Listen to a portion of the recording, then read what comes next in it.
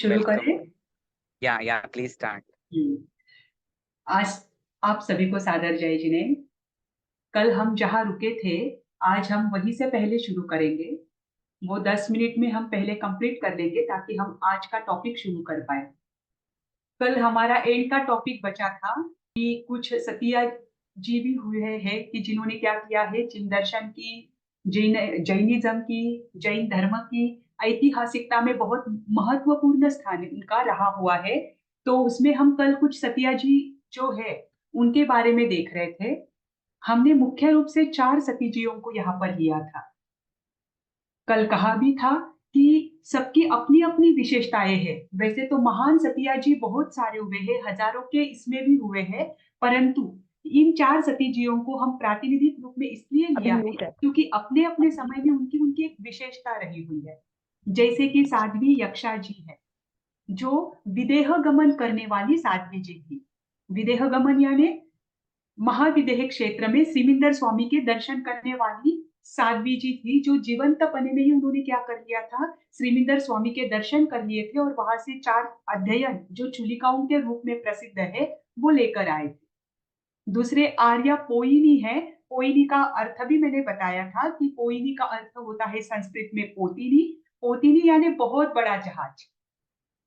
तो ये ज्ञान का इतना बड़ा जहाज था कि जो दूसरी वाचना हुई राजा खारवेल के अध्यक्षता में उड़ीसा में कुमारगिरी पर्वत पर, उसमें प्रमुख स्थान इनका रहा हुआ था आगमों के संकलन में। तीसरी जो है साध्वी मुरुंड राजकुमारी, इनका दीक्षा के पश्चात क्या नाम था वो तो उपलब्ध नहीं है, परंतु शक राजा जो थे, जो ग्रीस के पास आते हैं, तो उनकी मुरुंड राजकुमार थे, उनकी वो विधवा बहन थी, इसीलिए उसे मुरुंड राजकुमारी कहते हैं। परंतु दीक्षा के पश्चात का उनका कोई विशेष वर्णन कहीं उपलब्ध नहीं होता है। उन्होंने दीक्षा ली थी, इसका वर्णन मात्र विशेष आवश्यक भाष्यों और आवश्यक चूर्णी में आता है। और चौथे है साध्वी ईश्वरी, जो हमने कल ही देखा था कि जिनके 4 जो पुत्र हुए, जो महान प्रभावक पुत्र थे, वो 4, उनसे 4 कुल या 4 संघ बने श्वेतांबर परंपरा के, वहां प्रत्येक के वो आचार्य रहे। ऐसी महान थे वो साध्वी ईश्वरी। तो साध्वी ईश्वरी का तो वर्णन हमने कल देख लिया था। 10 मिनट में हम इन 3 सतीजियों का वर्णन भी देख लेते हैं ताकि हम अपने विषय पर आ जाए, आज के विषय पर। तो उसमें साध्वी यक्षा जी है। साध्वी यक्षा जी वीर निर्वाण के पश्चात 100 या 150 वर्ष के बाद हुए। वीर निर्वाण के पश्चात यानी भगवान महावीर के निर्वाण के 100 से 150 वर्ष के भीतर ये साध्वी जी हुए। जो आचार्य स्थूलीभद्र हुए हैं, उनकी ये बहन थी। आचार्य स्थूलीभद्र जो भद्रबाहु के शिष्य थे, जो दश पूर्वधर थे, उनकी ये बहन थी। उनको 7 बहनें थी। इन 7 बहनों की एक विशेषता थी कि ये सारी जो थी, ये बहुत प्रखर विद्वान और बुद्धिमत्ता वाली थी। जैसे कि यक्षा जी जो सबसे बड़ी बहन थी, वो एक बार कोई भी कितना कठिन से कठिन गाथा हो, कठिन से कठिन कोई छंद हो, उसको सुन लेती थी तो तुरंत उसका लर्न हो जाता था। जो दूसरी उसकी बहन थी, वो 2 बार, मतलब 2 पाठ की थी, 2 बार वो सुन लेती थी तो उसका लर्न हो जाता था। ऐसे सातों बहनें बहुत प्रखर विद्वान थी कि एक बार कुछ सुन लिया, गाथा एक बार भी सुन ली तो उनको कंठस्थ हो जाती थी। इतने होशियार ये यक्षा जी साध्वी थे। अब यक्षा जी जो साध्वी है, इनको तो 2 भाई थे, एक स्थूलीभद्र और एक श्रीयक मुनि, जो उनके छोटे लघु भ्राता थे। अब जो श्रीयक मुनि जी थे, उनको क्षुधा वेदनीय कर्म के उनके तीव्र उदय थे, जिसके कारण से वो एकाशन जैसा व्रत भी नहीं कर पाते थे उस समय में, कि उनसे तपश्चर्या होती ही नहीं थी। अब एक बार साध्वी यक्षा जी जो है वो श्रीयक मुनि के पास गए और उन्होंने उनको कहा कि तपस्या से बहुत सारे कर्मों की निर्जरा होती है, एक काम करना, आप पहले एकाशन करके देख लेना, फिर उपवास करना, अगर नहीं हुआ तो नहीं करना। श्रीयक मुनि को भी ये अच्छा लगा कि मैं कभी तपश्चर्या मुझसे होती ही नहीं है, अगर बहन साध्वी जी कह रहे हैं तो मैं एक बार के लिए ट्राई कर लेता हूँ। तो वो एकाशन के प्रत्याख्यान कर लेते हैं और एकाशन के प्रत्याख्यान करने के बाद दोपहर तक का समय तो बहुत अच्छे से बीत जाता है। अब दोपहर के बाद जब साध्वी यक्षा जी आती है देखने के लिए कि इनकी साता है या नहीं, तो आकर देखती है तो उनको साता थी। तो साध्वी यक्षा जी उनको मतलब प्रेरणा देती है कि आप क्या करें, जब दोपहर तक का समय गया है तो दोपहर के बाद आप खाना क्यों खा रहे हो, उपवास कर लो। अब श्रीयक मुनि ने भी सोचा कि उपवास करने में क्या हर्ज है, अगर मुझे कहते भी है तो मैं ट्राई कर लेता हूँ, दोपहर तक का समय गया है, अब आधा ही दिन जाना है। तो श्रीयक मुनि भी उपवास के प्रत्याख्यान कर लेते हैं। अब रात्रि तक का जो समय है वो तो अच्छे से बीत जाता है, पर रात्रि के बाद उनको भयंकर पीड़ा होने लगती है। इतनी पीड़ा होती है कि उस पीड़ा में ही वो काल कर जाते हैं।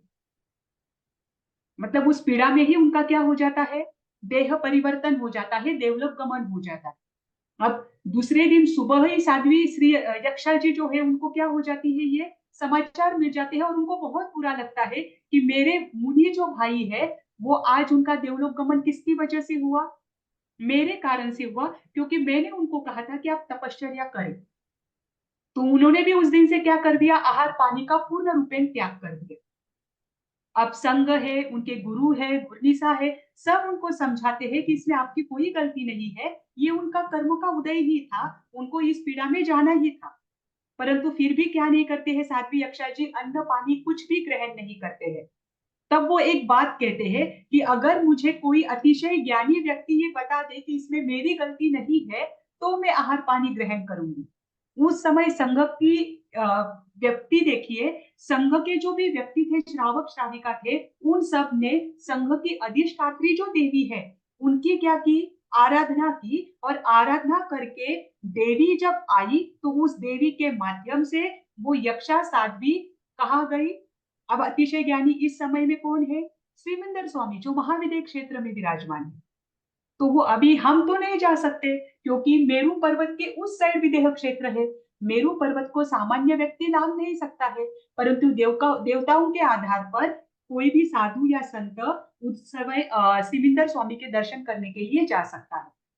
तो देवी आई और देवी साध्वी यक्षा को लेकर कहा गई, श्रीविंदर स्वामी के वहां पर गई और वहां का कुछ प्रमाण चाहिए, इसीलिए क्या हुआ उनके साथ, चार अध्ययन आए। वही चार अध्ययन चार चूलिकाओं के रूप में क्या है, हमारे श्वेतांबर आगम परंपरा में प्रसिद्ध है। तो जैसे दिगंबर संप्रदाय में आचार्य कुंद कुंद है, जिनको कहते हैं कि वो जीवित अवस्था में ही कहा गए थे, श्रीविंदर स्वामी के दर्शन के लिए गए थे देव के माध्यम से, वैसे ही श्वेतांबर परंपरा में भी ये साध्वी जी है जो देवी के माध्यम से क्या गई थी, श्रीविंदर स्वामी के दर्शनार्थ गई थी। इनका वर्णन आता है, इसलिए ये भी क्या है, मुख्य है। ये आपको ये इसलिए दिया है कि साधु साध्वी जी कोई भी हो, शरीर का माध्यम नहीं होता है, हमारी जो आत्म भावना होती है, हमारे भाव उत्कृष्ट है, तो शरीर कैसा भी हो व्यक्ति क्या कर लेता है, आत्मकल्याण कर ही लेता है। उसके बाद आर्या पोइनी हुई। आर्या पोइनी जो हुए वो वीर निर्वाण के 300 वर्ष बाद, 300 से लेकर 330 के मध्य में वो रहे हुए हैं, ऐसा वर्णन आता है। एग्जैक्टली उनका जन्म कब हुआ, एग्जैक्टली उनका देवलोक गमन कब हुआ, उसका वर्णन किसी भी ग्रंथ में नहीं मिलता है, परंतु उस समय में जो द्वितीय वाचना हुई थी उसका वर्णन आता है और उसमें इन्होंने महत्वपूर्ण भूमिका निभाई थी, इसका वर्णन आता है। इसीलिए जो हमारे विद्वान है उनका ये कहना है कि वीर निर्वाण के 300 वर्ष से, मतलब 300 वर्ष बाद और 330 के भीतर इनका वह मतलब रहना हुआ है। अब ये जो आर्या पोइनी है, ये इन्होंने जो दूसरी वाचना हुई थी, आपकी 5 आगम की वाचनाएं मैं लूंगी, उसमें आपको द्वितीय वाचना आएगी। द्वितीय वाचना, वाचना क्या होती है, एक परिषद होती है जहां पर सारे साधु संत श्रावक श्राविका जो है वो सारे एक जगह पर इकट्ठे होते हैं। पहले लिखने की परंपरा नहीं थी, पहले जो आगम होता था वो मौखिक रूप से गुरु से शिष्य की ओर, और शिष्य अपने प्रशिष्य जो उसका शिष्य होता था उनको पढ़ाता था। तो ऐसे मौखिक रूप से आगम चलते आ रहे थे। तब जो सबके शब्दों में फेर फार ना हो, शब्द अलग अलग ना हो, इसके लिए बहुत बार परिषदें ले आई, मतलब लोगों को एकत्र किया गया, साधु संतों को दूर दूर से वहां पर एक जगह पर बुलाया गया और सभी के सूत्रों को मैच कर दिया गया कि जब जो सूत्र सबके समान आए वो मान्य कर दिए गए, और जिन सूत्रों में भेद आया उन सूत्रों को अलग से रखा गया। तो ये कार्य करने के लिए जब सब साधु संत श्रावक श्राविका एकत्रित होते हैं तो उसे परिषद कहा जाता है। तो ऐसे 5 परिषदें हुई, 5 वाचनाएं हुई थी। तो उसमें दूसरी परिषद जो थी वो उड़ीसा के राजा थे खारवेल। आपने नाम सुना होगा क्योंकि नवकार मंत्र शाश्वत है और नवकार मंत्र का शिलालेख में प्रमाण उड़ीसा के जो कुमारी पर्वत है वहां पर मिलता है। वहां पर नवकार मंत्र पहली सदी का लिखा हुआ मिला है। तो जो राजा थे खारवेल, वो खारवेल राजा ने देखा कि अब वीर निर्वाण को होकर 300 वर्ष हुए हैं, बहुत सारे साधुओं में क्या हुई है, भिन्नता आई है। अब तो साधु संत एक दूसरे को मिल सकते हैं, अब तो उनको अनुकूलता है। पर पहले एक दूसरे के साथ उनका समाचार या एक दूसरों के साथ उनका बोलचाल भी कम होती थी। अगर एक जगह पर मिल जाए तो ही क्या होता था, आचार विचारों का आदान प्रदान होता था। पहले पत्र भी नहीं लिखे जाते थे क्योंकि पत्र लिखने में भी वो दोष मानते थे। तो जब एक दूसरे को एक गांव में मिले तभी क्या हो सकता था, उनका ज्ञान का आदान प्रदान हो सकता था। तो राजा खारवेल ने सोचा कि मुझे क्या करना है, सभी साधु संतों को यहाँ पर एकत्रित करना है और एकत्रित करके जो आगम है उनको सुरक्षित रखने का प्रयास करना है, क्योंकि निरंतर आगम में क्या होता जा रहा था, विच्छेद होता जा रहा था। तो उस समय उन्होंने 200 जिनकल्पी साधु जो आचार्य बलिसह थे उनके अंडर में थे, 300 स्थविर कल्पी साधुओं को बुलाया, इसे 500 साधुओं को बुलाया और उनके साथ 300 साध्वियां आई। जो 300 साध्वियों की एक साध्वी प्रमुखा थी, एक ही गुरनीसा थी, वो थी आर्यापोनी। ऐसे 800 साधुओं को कुमारिल पर्वत पर बुलाया। आप सोचिए, परिषद एक दिन का नहीं होता है, परिषद के लिए 10-10, 12-12, 15-15 साल तक लग जाते हैं, क्योंकि आगम तब इतना कम नहीं था, आगमों का ज्ञान तब बहुत अगाध था। उसके बाद तो विच्छेद होता गया बहुत सारा, लेकिन तब तो पूर्वों का ज्ञान भी था। तो एक एक ज्ञान को, एक एक सूत्र को देखना है, एक एक सूत्र को सबका उसके साथ क्या करना है, मैच करना है। इतना सब कुछ करने में कितने वर्ष लगे होंगे, इतने वर्षों तक साधुओं को निर्दोष आहार पानी देना, उनको लेकर बैठना, उनसे कार्य करवाना, वो सब कार्य कर रहे हैं। ये सारी व्यवस्था उस समय उड़ीसा में हुई और उसमें जो प्रमुख आगम संकलन में कार्य करने वाले साध्वी जी थे वो थे आर्या पोहिनी। अब तीसरे जो थे वो है साध्वी मुरुंद राजकुमारी। शक राजा था, जैसे यूनान के राजा होते हैं वैसे ही शक का राजा था, और उसका जो राजकुमारी थी वो मुरुंद राजकुमारी विधवा थी। मतलब कम समय में ही वह विधवा हो चुकी थी। तो अभी ये म्लेच्छ है, अनार्य है, जन्म से आर्य नहीं है, दूसरे देश में जन्मे हुए हैं। तो मुरुंड राजकुमारी ने देखा कि भारत में जो धर्म है वहां पर आध्यात्मिकता बहुत गहराई से है। तो उन्होंने अपने भाई जो है उनको कहा कि मैं दीक्षित होना चाहती हूँ, प्रवर्जित होना चाहती हूँ। तो उस समय परीक्षा भी कैसे लेते थे आप देखिए। जो मुरुंड राजकुमार है उन्होंने सोचा कि भारत में तो बहुत सारे धर्म है, बहुत सारे धर्मों की बहुत सारी साधवियां है। अब हमें ये तो नहीं पता कि कौन सा धर्म क्या है, कैसा है, पर योग्य धर्म में मुझे मेरी बहन को दीक्षित करना है, क्योंकि उसने तो खुद संकल्प कर लिया है। तो मुरुंड राजा जो थे राजकुमार, उन्होंने परीक्षा लेने का सोचा।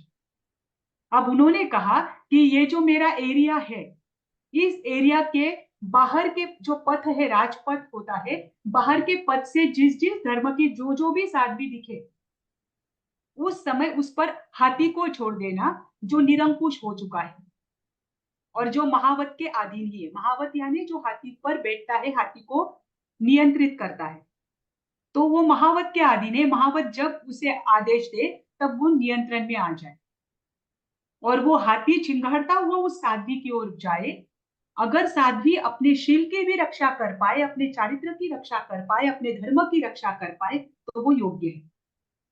अब तब भारत में एक धर्म नहीं था, बहुत सारी प्रवर्जिकाएं थी, बहुत सारी प्रवर्तनियां थी, बहुत सारे धर्मों की बहुत सारी साधवियां थी। अब वो हाथी राजपथ पर ही खड़ा हुआ है, जिस जिस धर्म की जो भी साध्वी दिख रही है वो जोर से चिल्ला रहा है और जोर से चिल्लाकर वो जो उस पर बैठा हुआ महावत है वो साध्वियों को बोल रहा है कि आप अपने वस्त्रों की क्षति पहुंचाए तो आपको ये हाथी छोड़ दे। अब जीवन की आकांक्षा लेकर बहुत सारे साध्वियों ने क्या किया, अपने वस्त्रों को क्षति पहुंचाई। तो मुरुंड राजकुमार बहुत नाराज हुए कि भारत में क्या एक भी धर्म ऐसा नहीं है कि जहां पर इहलोक और परलोक सुधार सके। तो उन्होंने क्या हो गए, पूरी तरह से उदास हो गए। पर थोड़ी देर बाद उनको समाचार मिले कि वहां पर सामने से कौन आई है, एक वृद्धा श्वेतांबर, मतलब जिन्होंने सफेद वस्त्र पहने हुए हैं, ऐसी जैन श्रमणी आई है और वो एकदम शांत मुद्रा में खड़ी है।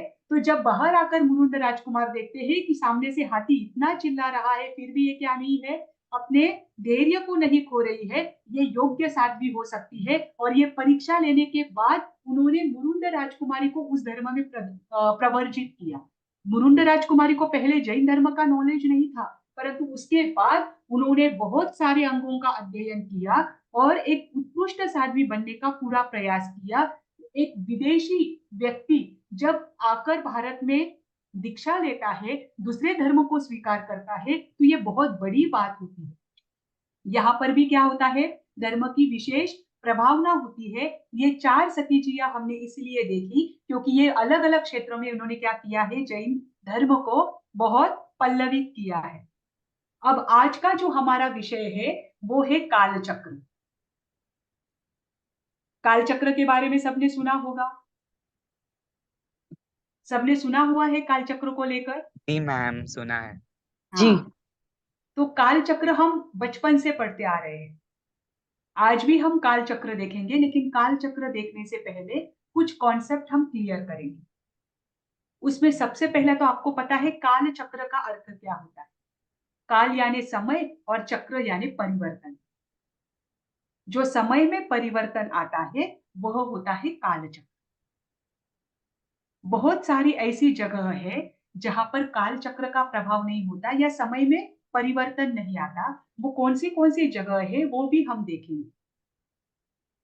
उसमें सबसे पहले आपको देखना है, काल चक्र में जो बार बार कॉन्सेप्ट आएंगे पहले उनको क्लियर करेंगे। जैसे कि पल्योपम है, कल्पांत काल है, कल्प वृक्ष तो आपको पता है, साग्रोपम है, कोड़ा कोड़ी है। ये जो शब्द है पहले इनके अर्थों को हम देखेंगे, फिर उसके बाद हम काल चक्र शुरू करेंगे। सबसे पहला है पल्योपम। पल्योपम के बारे में भी आपने सुना होगा कि 1 योजन का चौड़ाई में भी और गहराई में भी गड्ढा है। 1 योजन यानी ऑलमोस्ट 8 मील, यानी ऑलमोस्ट 13 किलोमीटर, 12 से 13 किलोमीटर इतना लंबा गड्ढा है और उतना ही गहरा गड्ढा है। अब ये पल्योपम और सागरोपम की संकल्पना क्यों दी है ये भी मैं आपको बताती हूँ। पहले आप पल्योपम की कॉन्सेप्ट क्लियर सुन लीजिए।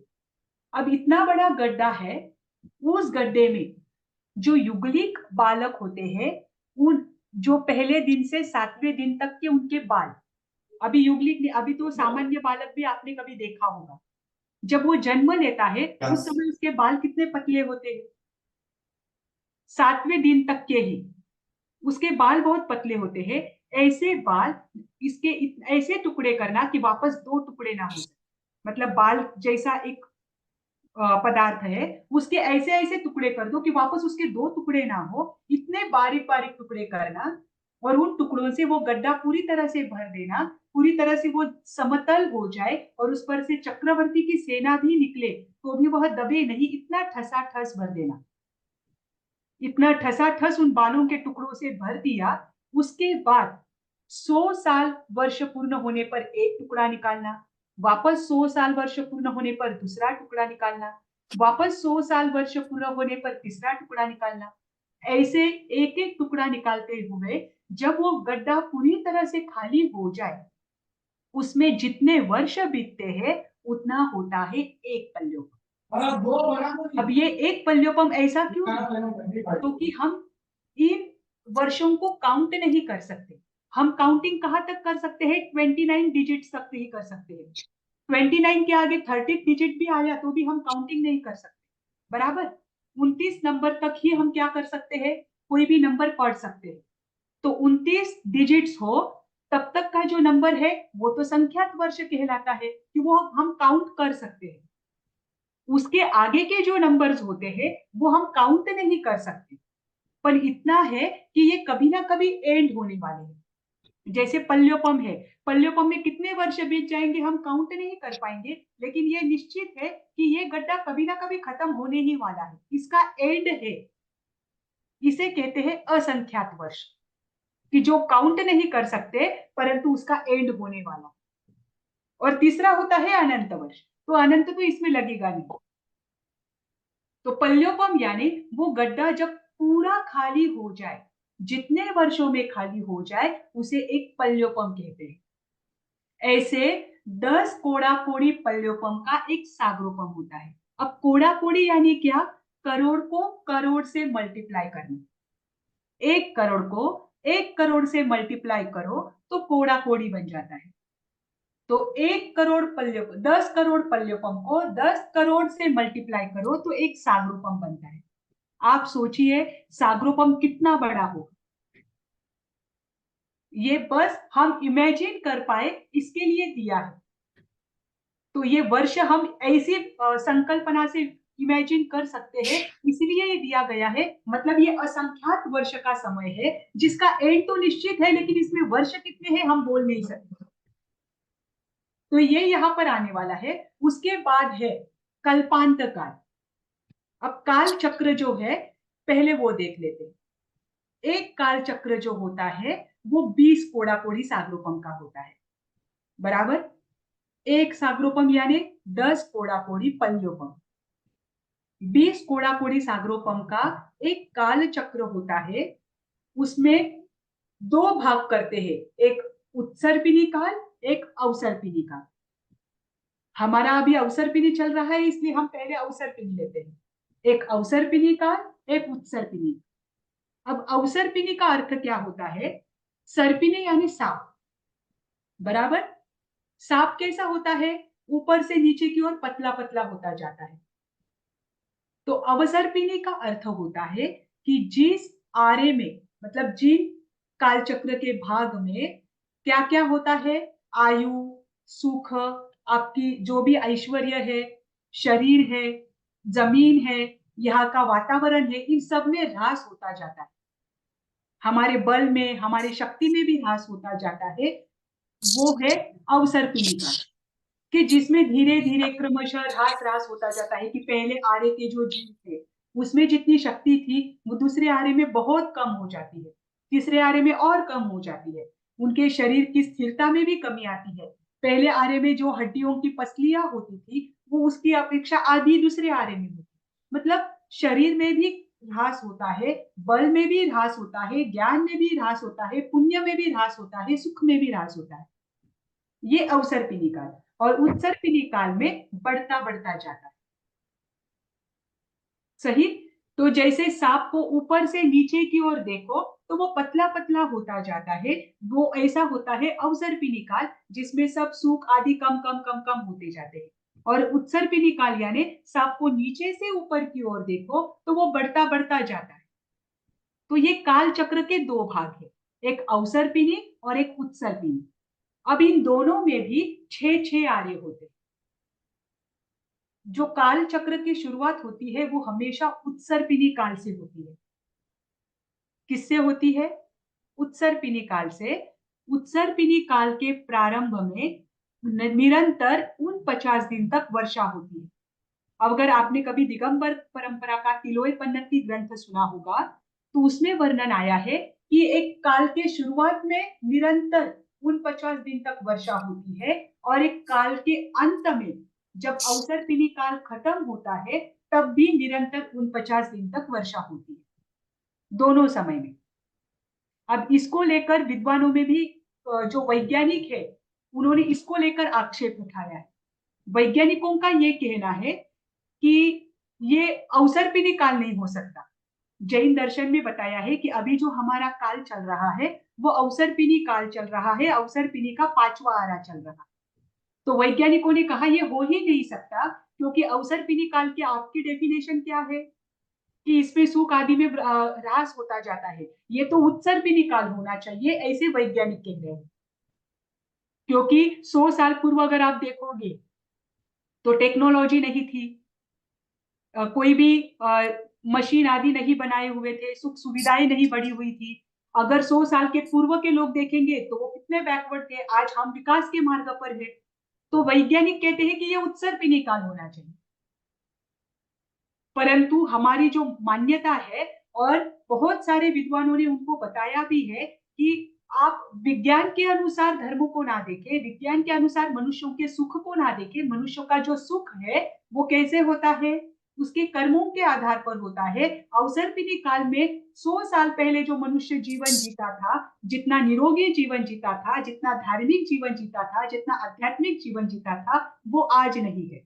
उसके 100 साल पूर्व जो जीवन जैसा जिया जाता था उसका वैसा अभी है क्या? नहीं। शरीर की स्थिरता जो चौथे आरे में थी वो आज है क्या? नहीं। उस समय जीवों की क्षमता इतनी होती थी कि वो एक एक साल तक निरंतर क्या करते थे, ध्यान में खड़े होते थे। आज हम 48 मिनट भी नहीं बैठ सकते। तो जो सुख की आदि की जो कल्पना बताई गई है, जो भी वर्णन किया गया है, ये विज्ञान के आधार पर नहीं किया गया है। ये अवसर्पिणी काल में ह्रास किसका होता है?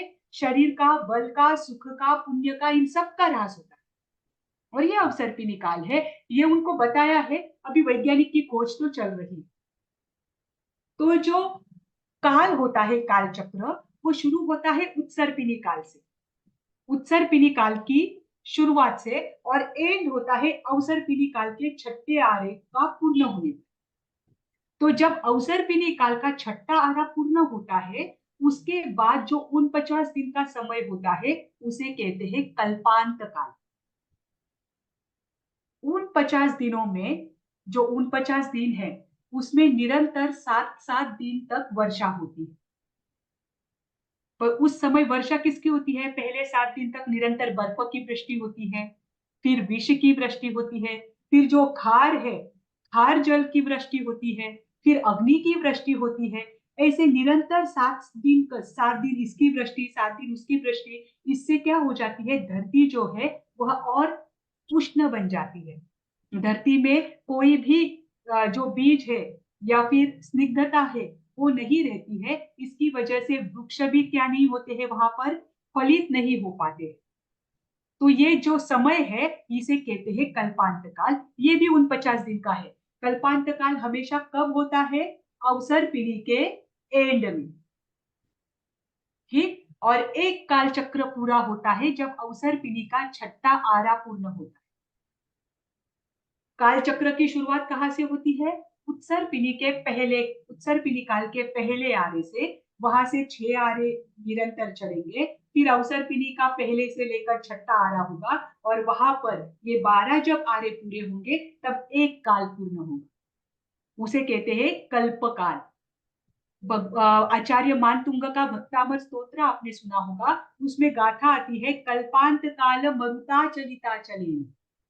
अब कल्पांत काल में ऐसी हवाएं चलती है कि जो पर्वत को भी क्या कर देती है, चूर्ण कर देती है, उसकी पाउडर कर देती है। तो वहां पर मानतुंग कहते हैं कि कल्पांत काल मरुता चलिता चले न, मतलब कल्पांत काल में ऐसी हवाएं चलती है जो पर्वत को क्या कर देती है, पूरी तरह से नष्ट कर देती है। पर ऐसे समय में भी, इतना दुख का समय है, उसमें भी मेरे लिए शांति का मार्ग क्या है, आगे आदिनाथ भगवान के लिए बताया गया है। लेकिन कल्पांत काल का वर्णन वहां पर भी आचार्य मानतुंग ने किया है कि ये कल्पांत काल कितना भयंकर होता है, कि जिसकी वजह से क्या नहीं होती है, जमीन में किसी भी प्रकार की स्निग्धता नहीं होती। तो ये कल्पांत काल भी आएगा। बस आपको बताया है कि कल्पांत काल कब होता है। उसमें और एक है हुंडाव सर्पिणी काल, जो मैंने कल बताया। अब ध्यान रखना, काल चक्र निरंतर चलता रहता है। काल चक्र कभी स्टॉप नहीं होता। जैन दर्शन एक बात मानता है कि इस सृष्टि की ना किसी ने आदि की है, ना कभी कोई अंत होगा। बहुत सारे दर्शन ये बात मानते हैं कि सृष्टि की रचना ईश्वर ने की है। जैन दर्शन ये कहता है कि सृष्टि की रचना कभी ईश्वर नहीं करता, ये सृष्टि अनादिकाल से चलती आ रही है, अनंत काल तक चलती रहेगी, और इसमें निरंतर काल चक्र चलता रहता है। ऐसे असंख्यात अनंत काल चक्र हो चुके हैं। Excuse me ma'am. हाँ, कौन है? मैम अभी आपने कहा कि अ, मैं साध्वी जी बोल रही हूँ। हाँ, बोलिए। अभी आपने कहा कि जैन दर्शन अनादि अनंत मानता है, हम्म। मतलब टाइम की स्टार्टिंग नहीं है, एंड नहीं है, अनादि अनंत से चलता आ रहा है संसार, राइट? जी हाँ। तो फिर अभी तो फिर अभी आपने कहा कि काल चक्र की स्टार्टिंग उत्सर पीढ़ी से होती है, हाँ, एक काल चक्र की। तो वो कैसे माना नहीं जाए नहीं नहीं जब नहीं नहीं, स्टार्टिंग ऐसा नहीं, ऐसा नहीं। ही नहीं है तो? हाँ, मैंने आगे भी तो बताया ना कि काल चक्र अनंत हो चुके हैं। काल चक्र कभी रुकेगा नहीं। एक काल चक्र की अपेक्षा हम देख रहे हैं, तो एक काल चक्र की शुरुआत उत्सर पिनी से होगी और अवसर पिनी का एंड होगा। वापस अगला काल चक्र शुरू होगा, उसके बाद वापस काल चक्र शुरू होगा, पर ये कभी खत्म नहीं होगा, ये निरंतर चलता रहेगा। ठीक है। हाँ मैडम, और कल्पांत काल जो आता है वो उत्सर्पणी अगर और अवसर्पणी ऊपर नीचे दोनों वक्त आता है नहीं 49 डेज का। नहीं नहीं, कल्पांत काल ये हमेशा अवसर पिनी के एंड में आता है, ओके। क्योंकि वो अंत होगा ना एक काल का। उसके बाद जो अच्छा। नया काल शुरू होगा वो अलग से काल रहेगा, पर एक काल चक्र के बारे में हम देख रहे हैं। काल चक्र तो बहुत हो चुके हैं। हम ओके। बोलते हैं ना कि अनंत चौबीसियां हो चुकी है। तो एक काल चक्र में दो चौबीसियां होती है, एक अवसर पिनी की चौबीसी और एक उत्सर पिनी की चौबीसी। उत्सर्पण अनंत ठीक है। चौबीसियां हो गई है, मतलब अनंत काल चक्र हो गए। काल चक्र कभी रुकते नहीं, पर एक काल चक्र के बारे में जब हम देखते हैं, तब उसमें एंड वाला जो काल है, अवसर पिनी के छठे आरे के बाद का जो काल है, उसे कल्पांत काल बोलते हैं। ओके। अब उसमें और एक संकल्पना हम देखेंगे, हुंडावसर पिनी काल, जो मैंने कल बताया था। मैम इसमें जो अवसर पिनी। हेलो हाँ मैम, इसमें जो आपने 7 तरह की बारिश बोली थी, आपने 4 के नाम बताए, बर्फ की, विष की, खार की, अग्नि की, और हाँ हाँ, सातों वर्ष है ना, मैं आपको शेयर करूंगी, पीडीएफ में आपको सब मिल जाएगा। हाँ ओके मैम, ठीक है। Thank you. हाँ जी। हाँ, अभी देखिए, हुंड अवसर पिनी, हुंड यानी विचित्र। हाँ हुंडा माने विचित्र विचित्र। विचित्र। अच्छा। हाँ, हुंड यानी विचित्र और अवसर पिनी। अब इस नाम में ही लिखा हुआ है कि ये कौन सा काल है, उत्सर पिनी है या अवसर पिनी? अवसर्पण। अवसर पिनी। अब असंख्यात काल चक्र बीतने पर एक अपवाद के समय में एक ऐसा काल चक्र आता है जिसमें जो अवसर पिनी काल होता है वह हुंड होता है, विचित्र होता है। उसे कहते हैं हुंडावसर पिनी काल। ये विचित्र क्यों होता है? क्योंकि इसमें विचित्र घटनाएं घटती रहती है, जिसमें से एक मैंने कल आपको बताई थी कि प्रत्येक अवसर पिनी काल में जो साधारण अवसर पिनी होता है और उत्सर पिनी होता है, उसमें दिगंबर परंपरा के तिलोय पनति ग्रंथ में आया है कि प्रत्येक तीर्थंकर अयोध्या में ही जन्म लेता है और मोक्ष कहाँ से प्राप्त करता है? सम्यक शिखर जी से ही। पर यह अवसर पिनी काल कौन सा है? हुंडा अवसर पिनी। तो यहाँ पर तीर्थंकरों ने अलग अलग जगह पर जन्म लिया, और 4 तीर्थंकर तो हमारे अलग अलग जगह से निर्वाण को प्राप्त हुए। जैसे कि 22वें तीर्थंकर रैवतक पर्वत से हुए, जो गिरनार पर्वत है। आदिनाथ भगवान अष्टापद पर्वत से हुए, जो कैलाश मानसरोवर के बाजू में है। भगवान महावीर पावापुरी जी से सिद्ध हुए। वासुपूज्य जी चंपापुरी जी से सिद्ध हुए। तो ये अलग अलग स्थान से क्यों हुए? क्योंकि ये विचित्र घटना है, ये हुंडा अवसर की निकाल। जो मैंने कल शलाका पुरुष बताए थे, उसमें मैंने 11 रुद्र और 9 नारद के बारे में बताया कि ये भी मैम, एक प्रश्न। हाँ बोलिए राहुल जी। हुंडा हुंडा का मीनिंग क्या होता है? हुंडा यानी विचित्र। विचित्र। हुंडा यानी विचित्र, जिस अवसर पिनी काल में विचित्र घटनाएं घटती है, उसे हुंडा अवसर पिनी काल कहते हैं। जैसे उसमें मैं एक आपको और साधु जी बात। से सुना था कि हुंडा सबसे भुंडा होता है, मतलब हाँ, तो उसमें ऐसी ऐसी घटनाएं घटी है, ये जो बार बार धर्म का जल्दी जल्दी विच्छेद होता है, या धर्म में बहुत कमी आई है, हानि हुई है, ये भी हुंडा अवसर पिनी का ही प्रमाण है। जो भगवान महावीर के निर्वाण के तुरंत बाद भस्माग्रह लगा, वो भी हुंडा अवसर पिनी काल का ही कारण है। तो क्या कह रही थी मैं आपको? जो 9 कल्पा। नारद और 11 रुद्र हुए। देखिए, तिलोय पन्नति ग्रंथ में आया है कि जो 169 शलाका पुरुष है, उनमें 11 रुद्र और 9 नारद इस अवसर पिनी काल में हुए। ये प्रत्येक अवसर पिनी काल में नहीं हुए। अब ये नारद जो कलह प्रिय होते हैं, परंतु ये कतिपय भव अवतारी होते हैं, एक या दो भव के बीच में मोक्ष में जाते हैं। और 11 रुद्र जो है, ये दीक्षा लेते हैं दीक्षा लेकर 9 पूर्व तक का अध्ययन करते हैं, लेकिन 10वें पूर्व में इनका सम्यक दर्शन भ्रष्ट हो जाता है और ऐसा भ्रष्ट होता है कि वे नरक गति के मेहमान बनते हैं। सोचिए आप, 9 पूर्वों का अध्ययन करने के बाद भी उनकी गति कौन सी हुई? नरक। तो ये जो 11 रुद्र और 9 नारद है, वो भी हुंडाउसर्पिणी में ही जन्म लेते हैं, अन्य अवसर्पिणी काल में जन्म नहीं लेते। ठीक, उसमें और एक बात है, जो भोग भूमि होती है, आपने हमेशा सुना है कि पहले, दूसरे, तीसरे आरे में कल्प वृक्ष होता है, जिसके आधार पर मनुष्यों की इच्छाएं पूर्ण होती है। इच्छाएं नहीं, उनको जो जो भी लगता है वो वहां से उनको मिल जाता है। एक तो उनकी इच्छाएं ही कम होती है और वो जो भी है वो कल्प वृक्ष से उनको मिल जाता है।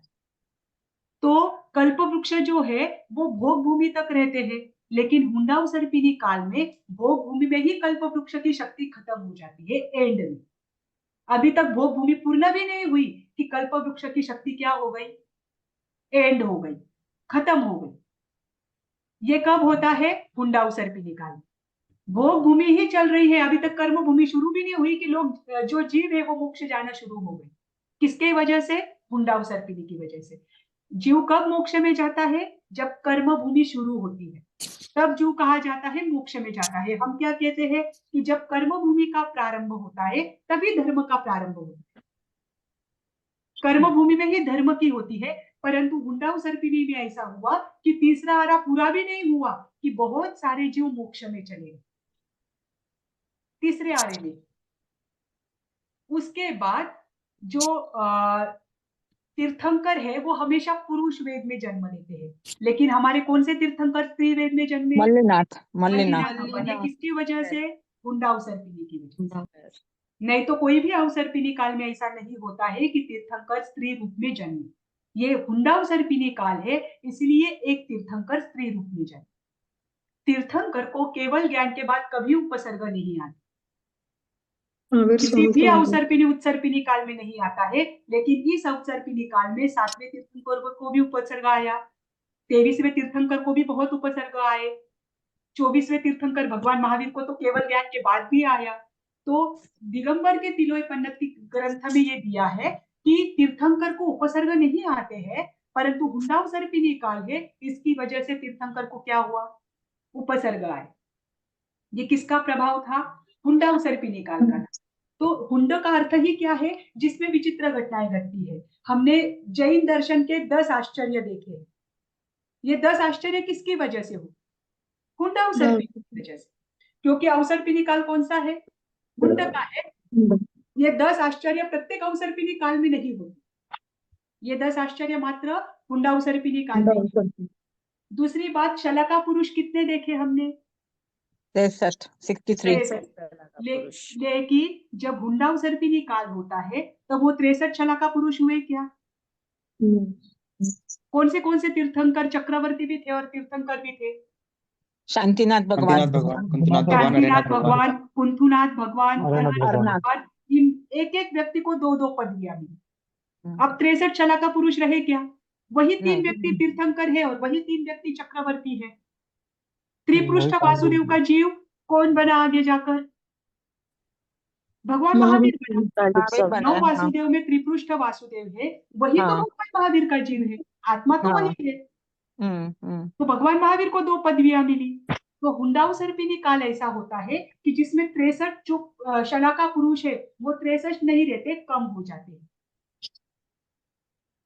58 या 59 ही रहेंगे, बराबर। तो ये किसकी वजह से हुआ? हुंडाउसर्पिणी, क्योंकि ये हुंडाउसर्पिणी था। ये असंख्यात काल चक्र बीतने पर एक आध बार ऐसा होता है कि कोई अवसर्पिणी काल हुंड बन जाता है, विचित्र बन जाता है, जिसमें विचित्र घटनाएं घटती है। जैसे कि चक्रवर्ती है, भरत चक्रवर्ती है, किसी भी चक्रवर्ती को विजय पाने से कोई रोक नहीं सकता है, उनका विजय कभी भंग नहीं होता। कोई भी चक्रवर्ती कभी किसी से हारता नहीं है, परंतु चक्रवर्ती का क्या हुआ? भरत चक्रवर्ती का विजय भंग हुआ बाहुबली के साथ। ऐसा नहीं हो सकता था, क्योंकि बाहुबली तो चक्रवर्ती से कम रिद्धिशाली थे, फिर भी क्या हुआ? वो उनसे हारे। तो ये किसकी वजह से? हुंडाउसर्पिणी काल की वजह से। Excuse me ma'am. हाँ मैम चक्रवर्ती, शुभम चक्रवर्ती और ब्रह्मदत्त चक्रवर्ती नरक गति गए, तो ये भी हुंडा सर्पिणी काल के प्रभाव से हुआ? नहीं, ऐसा तो नहीं हो सकता। चक्रवर्ती की दो ही गतियां होती है, एक तो नरक या फिर ऊर्ध्व गति। तो कोई भी जीव जा सकता है, वो तो उनके कर्मों के कारण। पर ये अगर है, दीक्षा लेते हैं तो दीक्षा हाँ, लेते दीक्षा हैं लेते तो हैं तो स्वर्ग में जाएंगे। हाँ, हाँ, तो मोक्ष या देवगति। और अगर दीक्षा नहीं लेवे, चक्रवर्ती पद में ही आयु पूर्ण करे तो नरक गति। उस पद में अगर आयु पूर्ण करे तो उनकी नरक गति ही है। उनका भी वासुदेव प्रति वसुदेव तो उस पदवी में ही आयु पूर्ण करते हैं, इसलिए वो भी नरक नहीं जाते। मतलब परिग्रह के पद, कारण, उनके हाँ, परिग्रह इतना वो तो होता है कि निदान उसके के, कारण। जी जी जी। तो अब मैम वहां ये पर, हाँ बोलिए। मैम ये हुंडा सर्पिणी काल जो है इसका कुछ फिक्स रहता है कि इतने काल चक्र के बाद ये होगा, या नहीं नहीं नहीं, ऐसा फिक्स नहीं होता है, परंतु असंख्यात उत्सर्पिणी अवसर्पिणी जाने के बाद एक बार तो ऐसा होता ही है। पर ओके मैम, असंख्यात में कितने वर्ष नहीं बता सकते, क्योंकि नहीं असंख्यात है पता। ना। असंख्यात हम्म। है, असंख्यात कितने भी हो सकते हैं, अनंत से कम। पर वो एक तो हाथ मैम बोले ना। हाँ तो ऐसा वापस विचित्र कोई भी, जैसे ये एग्जाम्पशन जो है कोई और आग मतलब पहले के किसी भी कॉन्सेप्ट में नहीं आए हुए, खाली इसी अपसर्पणी काल में आए हुए हैं मैम? हाँ हाँ, बस और ये हुंडा अवसर्पिणी अवसर्पिणी में ही होता है, ये भी ध्यान रखना। Okay ma'am. ये कभी उत्सर्पिणी का नहीं होता, ये विचित्र एक्सक्यूज ओके मी मैम। घटनाएं अवसर्पिणी काल में ही होती। मैम, ये ओके। हुंडावसर्पिणी काल केवल तिलोयपणत्ति में ही आता है या किसी नहीं और नहीं में नहीं नहीं, भी हुंडा आता है अवसर्पिणी वर्ग? का नहीं नहीं, तिलोई पन्नती मैंने क्यों बताया, क्योंकि इसमें बहुत डीप इंफॉर्मेशन दी है, इसलिए मैंने ये बताया। बाकी हर जगह पर आपको मिलेगा। आप कोई भी ग्रंथ ले लो, जहां पर भी काल चक्र का वर्णन है, वहां पर हुंडावसर्पिणी काल, आश्चर्य आदि जो भी घटनाएं हैं, उनका वर्णन आपको मिलेगा ही। लेकिन तिलोय पन्नती मैम, में क्यों? जैन हाँ हाँ, जैन तत्व प्रकाश में तो हुंडावसर्पिणी का वर्णन नहीं है। किसमें? जैन तत्व जैन प्रकाश तत्व में ना? प्रकाश में। नहीं, जैन तत्व प्रकाश में मात्र आपको शॉर्ट में वर्णन दिया है, आपको ग्रंथ देखने हैं। जो बहुत पुराने आचार्यों ने लिखे हुए ग्रंथ है, जो पांचवी छठी शती के ग्रंथ है, जो हम शास्त्र के रूप में मानते हैं, उसमें अगर आप देखोगे तो आपको ये संकल्पना मिलेगी। भगवती में भी आपको हुंडावसर्पिणी का मिलेगा। त्रिलोक सार नामक ग्रंथ भी है, उसमें भी आपको हुंडावसर्पिणी का मिलेगा, क्योंकि, जी,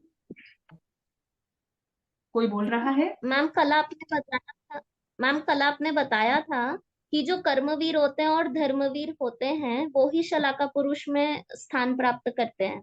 बट जी, प्रतिवासुदेव कैसे धर्मवीर माने गए? ये इनके अंदर में धर्म होता है, पर निदान के कारण उनका धर्म अवरित होता है।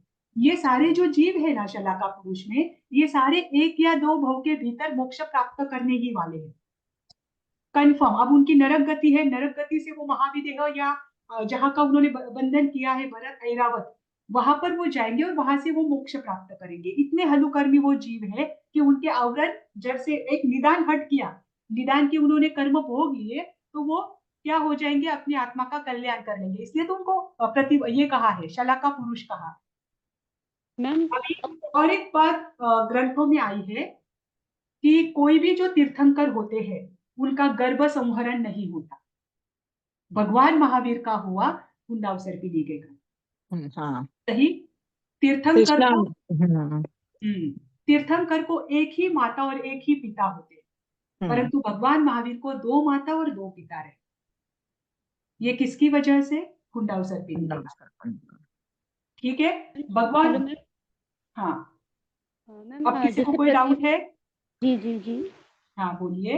मैम, जैसे प्रतिवासुदेव का अभी आपने कहा कि 63 शलाका पुरुष जो होते हैं शीघ्र मोक्षगामी होते हैं। तो जैसे रावण का आता है, रावण प्रतिवासुदेव था, लेकिन उसका ऐसा भी आता है कि वो तीर्थंकर बनने के बाद मोक्ष में जाएगा, तो वो तो बहुत लंबा समय है अभी। हाँ तो लंबा समय तो है, क्योंकि नरक गति में तो वैसे भी 10,000 वर्ष के पहले आपकी आयु पूरी नहीं होगी। जी उसमें भी नरक गति में जिस नरक गति का उन्होंने बंधन किया है, वहां तक तो, और वहां पर तो सागरोपम में है आयु। बस पहली जी। नरक में ही जगन्य लेकिन 10,000 वर्ष है। उसके बाद तो आपको 2 सागरोपम, 17 सागरोपम, 10 सागरोपम, ऐसी ही आयु है। और एक सागरोपम यानी क्या? 10 कोड़ा कोड़ी पल्योपम। जी लेकिन जैसे इतना इस लंबा 10 आयु थोड़ा तो उनको वैसे भी नरक में रुकना है। जी, जैसे मैम इस अवसर्पणी तो जो क्या रावण अवसर्पणी काल आने वाला है, इसके तो 10 कोड़ा कोड़ी सागरोपम में जो 24 आने वाली है, वो तो निर्धारित हो चुकी है। तो जी। रावण का ऐसा कहीं वर्णन आया है क्या कि वो कौन सी 24वीं में तीर्थंकर बनेगा या किसी और क्षेत्र का तीर्थंकर बनेगा? कहीं कहीं पर यह आया है कि वो ऐरावत क्षेत्र के भी बन सकते हैं, क्योंकि ये तो वर्णन है कि रावण जब तीर्थंकर बनेंगे तो उनके पहले गंधर्व सीताजी बनेंगे। जी ये वर्णन तो आया है, परंतु इसके साथ भी अगर और कोई वर्णन मुझे मिलता है तो मैं आपको शेयर करूंगी, जी ग्रुप पर थैंक ही यू शेयर कर दूंगी, ताकि आपको भी जानकारी रहे और मेरी भी जानकारी रहे। जी। और मैम एक क्वेश्चन और है कि हाँ जैसे अभी आपने कहा कि तीर्थंकर को उपसर्ग नहीं आते, तो किसी भी हाँ काल में कोई भी उपसर्ग नहीं आते, तीर्थंकर पहले से सर्व कर्म क्षय करके आते हैं? हाँ, तीर्थंकर को उपसर्ग नहीं आते। त्रिलोकसर और तिलोपन्नति में ये दिया है कि उनका शरीर, उनके कर्म ही ऐसे होते हैं कि उनको ये उपसर्ग नहीं आते, परंतु ये हुंडाउसर्पिणी काल था इसलिए उनके उपसर्ग आए। और जिस तीर्थंकरों को उपसर्ग आने वाले होते हैं, आप कभी भी एक ध्यान रखना, उनके जो कर्म होते हैं, उनके कर्म व दीक्षा के पहले, मतलब केवल ज्ञान के पहले ही क्या हो जाते हैं, अपनी साधना आराधना से वो उसको जड़ देते समाप्त हैं, हो जाते हैं। जी जी जड़ देते हैं। उसके बाद तीर्थंकर नाम कर्म का उदय होता है और वो क्या करते हैं, पहली देशना देते हैं। तब तक तो उनके सारे कर्म झड़ जाते हैं, उनको तो अवधि ज्ञान होता है, उनको तो ये नॉलेज में होता है कि मैं कर्मों से बंधा हुआ हूँ, और उनकी साधना भी उत्कृष्ट होती है क्योंकि तीर्थंकर का जीव है। तो केवल ज्ञान के बाद तो कभी किसी तीर्थंकर को उपसर्ग नहीं आते। जी बस ठीक है। इस बार भगवान महावीर को आए क्योंकि उनका आयु कम थी और कर्म बहुत ज्यादा और केवल ज्ञान से पहले भी स्पेशली उपसर्ग नहीं आते, उनकी साधना से ही कर्म निर्जरित हो जाते हैं जो होते हो हैं जाते श्रेष्ठ। हैं। हाँ, पर श्वेतांबर परंपरा केवल ज्ञान के पहले उपसर्गों को मानती है। अच्छा दिगंबर वह परंपरा का कहना है कि केवल ज्ञान के पहले भी नहीं आना चाहिए। जी ठीक है मैम। तो ये थोड़ा भेद है, पर ये आप जान लेना कि कर्म की उनकी साधना ही इतनी उत्कृष्ट होती है कि वो निर्जरित हो जाते हैं। जी ये तो हुंडाउसर्पिणी काल के कारण उनको कर्मों की कर्म ज्यादा रहे, आयु कम पड़ गई, तो उनको केवल ज्ञान के बाद भी उपसर्गों को सहन करना पड़ा। अभी इसके साथ हम पहले देखेंगे कि काल जो काल चक्र है वो कहाँ कहाँ चलता है। ये कुछ कुछ बातें हम पहले देख लेते हैं, फिर हम काल चक्र शुरू करेंगे। देखिए, काल चक्र जो है वो मात्र चलता है जहां पर क्या है, भरत और ऐरावत क्षेत्र के आर्यखंड में। अभी आपने कल देखा कि भरत क्षेत्र में 6 खंड होते हैं, सही। 6 खंड में एक आर्य खंड होता है और बाकी के 5 म्लेच्छ खंड होते हैं, अनार्य खंड होते हैं, जहां पर धर्म की प्राप्ति नहीं होती। आपने ये सुना है कि भरत क्षेत्र में 32,000 देश है, सही। 32,000 देश में आर्य क्षेत्र कितने हैं, आर्य देश कितने हैं, मैम मात्र 25.5। 25.5। कितने हैं, मात्र 25.5। 25.5 ही आर्य क्षेत्र है, बाकी के आर्य क्षेत्र नहीं है। और ये 25.5 आर्य क्षेत्र भरत क्षेत्र के जो 6 खंड है उसके 5वें खंड में, कहां पर है, 5वें खंड में 25.5 आर्य क्षेत्र है, जहां पर धर्म की क्या होती है, प्रभावना होती है, धर्म की आराधना होती है। अब ये बाकी के जो 5 खंड है, मैम 5वां खंड कहाँ है? आप कुछ सारे, डायग्राम भी देखिए, बता सकोगे? हाँ मैं डायग्राम आपको दे दूंगी, अगली बार दूंगी ना, तब आपको डायग्राम में दिखाऊंगी कि 5वां खंड कहाँ है। वहां पर लिखकर ही आता है कि जब वो भरत क्षेत्र सबसे नीचे होता है। डायग्राम आने के बाद मैं आपको बता दूं, ऐसे ओके में ओरली बोलूंगी आपको ध्यान में नहीं आएगा। ओके वहां पर 6 जो है, 6 में 5वां जो खंड है वो आर्य क्षेत्र, वहां पर 25.5 आर्य देश होते हैं। तो जो 6 खंड है उसमें से बहुत सारे जो आचार्य हमारे हुए हैं, बहुत ग्रंथों में ये वर्णन आता है कि जो बाकी के 5 खंड है, भरत क्षेत्र के भी और ऐरावत क्षेत्र के भी, वहां पर भी काल चक्र नहीं चलता, वहां पर हमेशा 5वें आर्य जैसी ही स्थिति रहती। ठीक, उसके बाद भरत और ऐरावत को छोड़कर, अब हमें, आपको पता है मेरू पर्वत बीचों बीच है, उसके बाजू में कौन सा द्वीप है, जम्बू द्वीप, बराबर। हम किस में रहते हैं, जम्बू द्वीप में। आपने ये सुना है कि असंख्यात द्वीप समुद्र है मनुष्य लोक में, हाँ ये सबने सुना हुआ है। एक हम्म मनुष्य लोक है, मनुष्य लोक मात्र 1800 योजन में है। देखो आपके सामने लोक की आकृति दिख रही है आपको, हाँ हाँ, इसमें मात्र बीच का जो है ना, वो 1800 योजन में ही मनुष्य लोक है, और मनुष्य लोक में ही असंख्यात द्वीप और असंख्यात समुद्र है। अब ये असंख्यात द्वीप और असंख्यात समुद्र में पहला द्वीप है जम्बू द्वीप।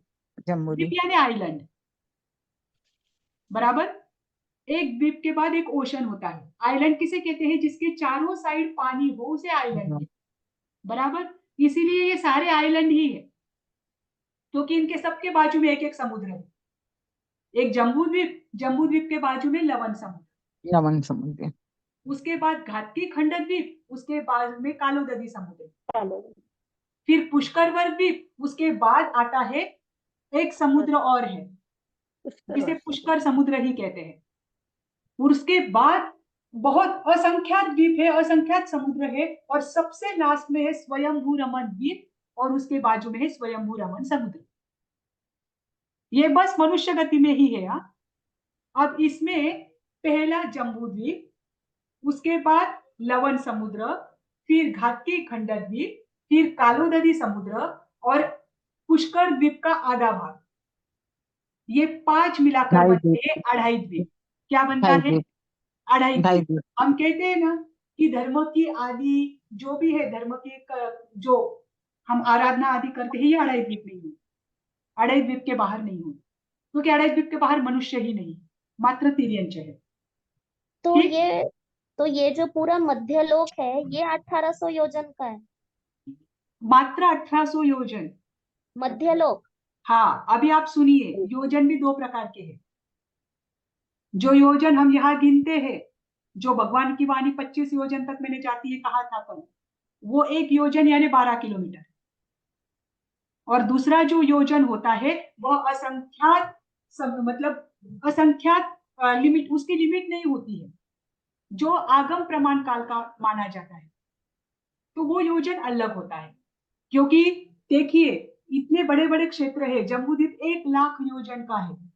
आप ये संख्या में जब तक संख्या गिन सकते तब तक बता सकते हैं, उसके आगे के लिए आपको है ना दूसरा जो प्रमाण होता है, जैसे पल्योपम आदि जो संकल्पनाएं होती है वैसी यूज करनी पड़ती है, क्योंकि ये शाश्वत है, ये इतने लंबे हैं कि आप संख्या में नहीं बोल सकते, इसीलिए ऐसे प्रमाण, ऐसे शब्द उनके लिए उपयोग किए जाते हैं। तो ये 1800 योजन जो है ना वो आगम काल का है, वो दूसरा वाला योजन है जो शाश्वत प्रमाण है, जिसकी गिनती हम नहीं कर सकते। ठीक, अभी ये जो अढ़ाई द्वीप हुए, इस अढ़ाई द्वीप में तो क्या होता है, काल चक्र चलता है, पहला दूसरा तीसरा आ रहा है, ये चलेगा। अब इस अढ़ाई द्वीप के बाहर लास्ट में स्वयंभू रमन समुद्र आता है, उसका आधा द्वीप और आधा समुद्र तक कोई चेंज नहीं होता, वहां पर मात्र 5वां आरा होता है, कोई चेंज नहीं, कोई काल परिवर्तन नहीं, काल परिवर्तन मात्र इस अढ़ाई द्वीप में है। और उसके बाद लास्ट वाला जो स्वयंभू रमन समुद्र है वो आधा, और वो द्वीप आधा, बीच में कहीं पर भी काल चक्र नहीं चलता, जो है एक जहां पर स्थित है उसे उतना ही रहे। तो ऐसे बहुत सारे क्षेत्र है। खा रहे हो? नहीं खा रहे हो? अरे म्यूट कर दीजिए मेरे सब, बाकी सब म्यूट कर दीजिए प्लीज। हाँ, तो काल का क्षेत्र, काल चक्र कहाँ कहाँ पर नहीं रहता है, पहले वो जगह सुन लीजिए। जब मैं पूरा जो लोक है और मनुष्य लोक है, अढ़ाई द्वीप है, उसकी जब मैं आपके सामने आकृति लेकर आऊंगी तब आपको और ज्यादा अच्छे से समझ में आएगा। तो मैम, हाँ बोलिए। जो आपने 5वां आरा बोला था चलेगा, अढ़ाई द्वीप से आगे से लेके आधा स्वयंभू रमन, वो आधा ही क्यों लेना है? क्योंकि उसके अंत में तिर्यंच भी है ना, तिर्यंच पंचेंद्रिय वहां तक है, तो वहां के तिर्यंच पंचेंद्रिय उनमें भी परिवर्तन होता है, और ये यूनिवर्सल लॉ है कि जो लास्ट वाला समुद्र का आधा भाग है वहां पर परिवर्तन होता है, क्योंकि तो जो तिर्यंच बीच में में भी परिवर्तन पूरा दिखता है। तिर्यंच ही है ना मैम? इसके बीच आगे में भी तिर्यंच ही है, लेकिन वहां के तिर्यंच पंचेंद्रियों में, यहाँ के वातावरण में वो परिणमन चेंज मतलब वर्तना गुण जो है वो वहां पर दिखता हाँ, है, जो काल का ओ, लक्षण है वो वहां पर दिखता है, बीच में कहीं पर भी नहीं। नहीं दिखता। ओके वैसे मैम, तो अढ़ाई थैंक यू द्वीप के बाहर ही मनुष्य नहीं है। तो हाँ, मैम अढ़ाई द्वीप के बाहर से लेकर आधे स्वयंभू रमन तक, या केवल अढ़ाई द्वीप प्लस आधा स्वयंभू रमन? कालचक्र केवल का अनय एरिया। द्वीप और आधा स्वयंभू रमन द्वीप और समुद्र, इसमें ही काल चक्र है, बीच में कहीं भी ओके काल मैम। चक्र नहीं चलता। काल चक्र है मतलब क्या, पहले आर्य के बाद दूसरा आ रहा, दूसरे आर्य के बाद तीसरा आ रहा, ऐसा नहीं होता। वहां पर एक जो काल है ना वही रहेगा। जैसे कि महाविद्य क्षेत्र में हमने हमेशा सुना हुआ है कि वहां हमेशा चौथे आर्य जैसी स्थिति रहती, बराबर, मतलब चौथे आर्य जैसी ही स्थिति रहती है। जैसे देवगति है, देवगति में हमेशा पहले आर्य जैसी ही परिस्थिति रहती है, आयु को देखकर नहीं देखना, बस परिस्थिति कैसी रहेगी, पहले आर्य जैसे ही, उनको सारी सुख समृद्धि मिलेगी। अब वो कितना ग्रहण करते हैं, वो कैसे रहते हैं, ईर्ष्या में रहते हैं तो उसको भी उपभोग नहीं कर पाएंगे, लेकिन उनको परिस्थिति कैसे मिलती है देवगति वालों को, पहले आर्य के समय। और नरक गति वालों को हमेशा परिस्थिति कैसी मिलेगी, छठे आर्य के समय, बराबर, किसको परिस्थिति मैडम? वहां पर वैसी रहती है। तो आरा तो 5वां आरा ही चलेगा ना मैम वहां पे? हाँ, मतलब पांचवे आर्य की परिस्थिति कैसी है, देखो अभी का आर्य की स्थिति वैसा कैसी है, हाँ। यहाँ का वातावरण कैसा है, वैसा ही वातावरण हम्म। बीच के द्वीप और समुद्र में रहे। मैम जैसा ऐसे भरत क्षेत्र रावत क्षेत्र में रहेगा वैसा वहां पर रहेगा, स्वयंभू हाँ रमण समुद्र के और स्वयंभू रमण द्वीप में। हाँ, पर भरत और ऐरावत क्षेत्र में 6 की 6 आर्य होते, जी, उसमें एक ही रहेगा। तो उसमें एक में से कौन सा रहेगा, ऐसा कुछ पांचवा, निर्धारण? पांचवा ही रहेगा, पांचवा, अच्छा। देखो भरत और ऐरावत में अभी पांचवा आना चल रहा है, अभी बराबर। पांचवा है, जी जी। हाँ, तो पांचवे आर्य में स्थिति कैसी है बाहर, जी जी यहाँ जी। पर हमारा शरीर कैसा है तिर्यंचों का, जहां पर तिर्यंच है तो तिर्यंच को ही देख लीजिए, तिर्यंचों जी का शरीर कैसा है, प्रत्येक तिर्यंच की आयु कितनी है, तिर्यंच कैसा जीवन जीते हैं, वैसे टाइप का ही परिस्थिति इन बीच में रहेगी द्वीप तो और मैम समुद्र। इसका अवसर्पणी काल का 5वें आरे के जैसा समय रहेगा? जी जी जी, अवसर्पिणी का पांचवा आ रहा और उत्सर्पिणी का दूसरा आ रहा, ओके सेम मैम। ही है। जी। मैम वहां पर मैम फिर ऐसा एक्सक्यूज मी, जैसे सूर्य चंद्रमा का इधर मुझे परिवर्तन है, अढ़ाई हाँ, द्वीप के बाहर नहीं है, तो वहां नहीं पर है, भी कोई सूर्य चंद्रमा का परिवर्तन तो नहीं होगा ना? नहीं, जहां पर देखिए सूर्य चंद्र का परिवर्तन जहां पर सूर्य चंद्र चलते हैं वहां पर ही होता है, तो जी सूर्य चंद्र के परिवर्तन की वजह से दिन रात्रि का समय होता है, जी जो व्यवहार काल है। जो काल चक्र में जब शुरू करूंगी तब आपको काल के प्रकार भी बताऊंगी, तब आपको ये क्लियर होगा। आज तो मुझे ये सारी कॉन्सेप्ट्स आपकी क्लियर करके लेनी थी, क्योंकि ये बार बार आएगा, फिर बार बार आपको क्लियर करना पड़ेगा, कोड़ाकोड़ी का अर्थ क्या होता है, पल्योपम का अर्थ क्या होता है, काल अपरिवर्तन क्षेत्र कौन से है। तो ये मैं पहले आपको इसलिए बता रही हूँ कि आप ध्यान में रखें कि यहाँ पर काल का परिवर्तन नहीं होता। जैसे कि देखो, काल का परिवर्तन कहाँ कहाँ नहीं होता, वो भी मैं आपको बताती हूँ। देखिए,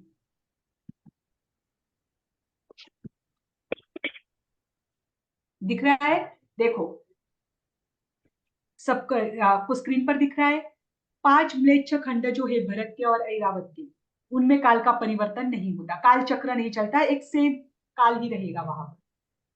फिर विद्याधर श्रेणियां जो होती है, विद्याधर श्रेणियां कहाँ होती है, भरत खंड में भी होती है और भरत क्षेत्र में भी होती है और ऐरावत क्षेत्र में भी होती है, वहां पर भी काल का परिवर्तन नहीं होता। क्या बोलते मैडम? विद्याधर श्रेणियां, आपको पता है श्रेणियां? भगवान ऋषभदेव के समय नमी विनमी नाम के राजकुमार थे, हाँ। उनको कोई राज्य नहीं मिला, तो भगवान ऋषभदेव ने उनको क्या किया, भगवान इंद्र, वो भगवान ऋषभदेव के पास आए क्योंकि वो ही राजा थे, तो उन्होंने उनको कहा कि हम तो यहाँ पर थे नहीं, आपने जब राज्य का बंटवारा किया, अब हमें राज्य दीजिए।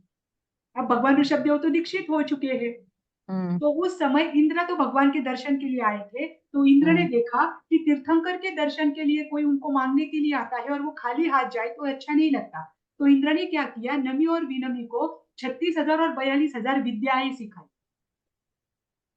इतने अच्छा। विद्याएं उनको दी, उनका नॉलेज दिया और उनको एक एक श्रेणी पर रख दिया और कहा कि आप अपने विद्याओं के आधार पर क्या कर लो, वहां पर नगर बसा लो।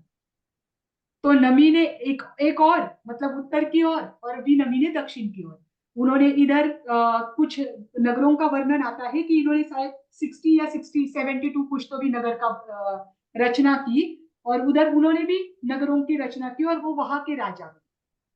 तो ये सारी विजय, जो ये विद्याधर श्रेणियां है, ये इतने उत्कृष्ट पुरुष थे, ये सारे विद्याओं के आधार पर ही जीते हैं, इन सबके पास वो विद्याएं होती है। मैं वो विजय पर्वत पर ही गए ना? हाँ, वैताड्य विजय पर्वत, पर्वत। डिस्टर्ब कर रहे हो आप बीच में। वैताड्य पर्वत जो है ना, वहां पर ये विद्याधर की श्रेणियां होती है। कभी आपने वैताड्य पर्वत सुना होगा, तो वैताड्य पर्वत पर ही ये विद्याधर रहते हैं। तो ये जो विद्याधर श्रेणी है, यहाँ पर भी आरा परिवर्तन कभी नहीं होता।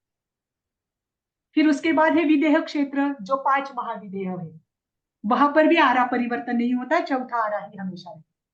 फिर उसके बाद निषद पर्वत, नील पर्वत आदि जो पर्वत आते हैं, एक एक क्षेत्र के बाद एक एक पर्वत आता है, आपने सुना होगा। मैं आपको बताऊंगी जब वो पूरा आएगा ना, उसमें दिखाऊंगी। तो ये जो पर्वत है, निषद, नील, ये जो पर्वत है, 6 पर्वत, इन पर भी कभी आरा परिवर्तन नहीं होता। मैम उसके यहाँ बाद आरा परिवर्तन नहीं होता, और क्या दिन रात भी नहीं होता? दिन रात तो जहां ज्योतिष नहीं है वहां पर होगा ही नहीं। जहां दिन है वहां दिन ही रहेगा, जहां रात्रि है। देखिए, दिन रात कब होता है? जहां ज्योतिषी होते हैं हाँ, वहां पर ही दिन रात्रि होती है। जहां पर ज्योतिषी ही नहीं है वहां पर दिन रात्रि होगा ही नहीं। हाँ, बरोबर। अभी जैसे कि आपको काल चक्र में आएगा, पहले आरे में ठीक है, वो मैं बता दूंगी। अभी ये जो है देवकुरु, उत्तर कुरु, हरिवास, रम्यकवास, हेमवत और हिरण्यवत क्षेत्र, जो हम 30 अकर्म भूमिया कहते हैं, यहाँ पर भी क्या नहीं होता? आरा परिवर्तन नहीं होता। ये जो पहले 2 है, देवकुरु और उत्तर कुरु, इनमें हमेशा पहले आर्य जैसा ही वातावरण रहता है। जो हरिवास और रम्यकवास है, इसमें हमेशा दूसरे आर्य जैसा वातावरण रहता है। और जो हेमवत और हिरण्यवत है, यहाँ हमेशा तीसरे आर्य जैसा होता है। यहाँ पर के जो जीव होते हैं, वो क्या नहीं करते? कभी भी कर्म नहीं करते हैं। उनकी सारी इच्छाएं कल्प वृक्षों से पूरी होती है। ठीक, अभी कल्प वृक्ष क्या है पहले वो सुन लीजिए। कल्प वृक्ष कोई वृक्ष नहीं है, वनस्पति नहीं है। कल्प वृक्ष हमेशा पृथ्वी रूप होते हैं। पृथ्वी यानी लैंड फॉर्म में होते हैं। वो कभी भी प्लांट फॉर्म में नहीं होते, ना ही वो कोई वानव्यंतर होते हैं। पर वो कल्प वृक्ष मतलब 10 प्रकार के कल्प वृक्ष बताए हैं, उनमें वैसे वैसे क्या होते हैं? साधन देने के, जो आपने कभी सुना होगा, जैसे पानांग है। तो पानांग नामक कल्प वृक्ष क्या करता है? जो 32 प्रकार के पेय है, वो वहां पर तैयार होते हैं, और वो ग्रहण करके जीव सुखी होता है या स्वयं को तृप्त करता है। लेकिन उन आर्य में लोगों की इच्छाएं होती ही नहीं है। उनका आहार ही बेर जितना होता है, किसी का आहार आंवले जितना होता है, वो भी 3 दिन बाद करेंगे। तो उनकी इच्छाएं होती नहीं है, पर उनको वहां से प्राप्त हो सकता है। ठीक, तो ये बात भी ध्यान रखना कि कल्प वृक्ष कभी भी वनस्पति रूप नहीं होते, ये हमेशा पृथ्वी रूप होते हैं।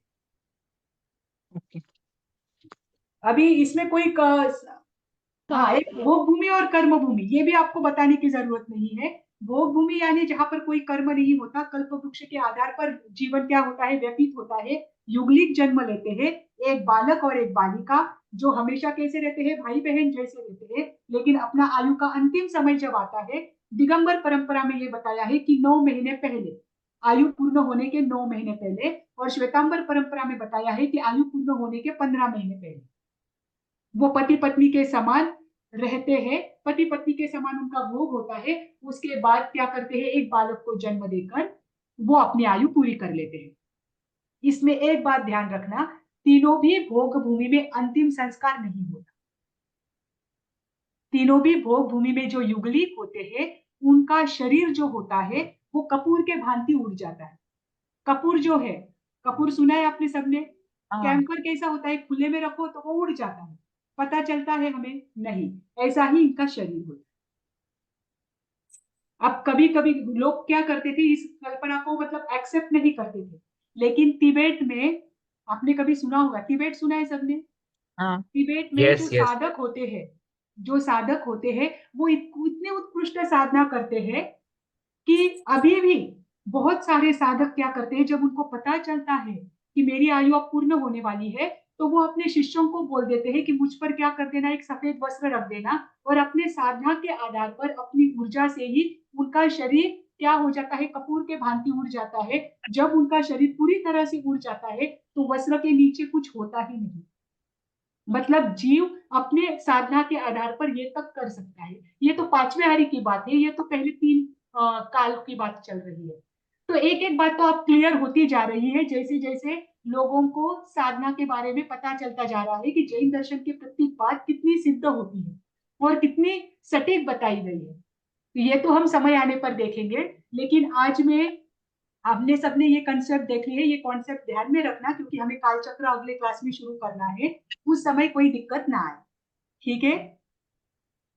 हाँ, अब किसी को कोई प्रश्न है आप पूछ लीजिए। वृक्ष के लिए बताया वो पूजा वनस्पति नहीं पृथ्वी है।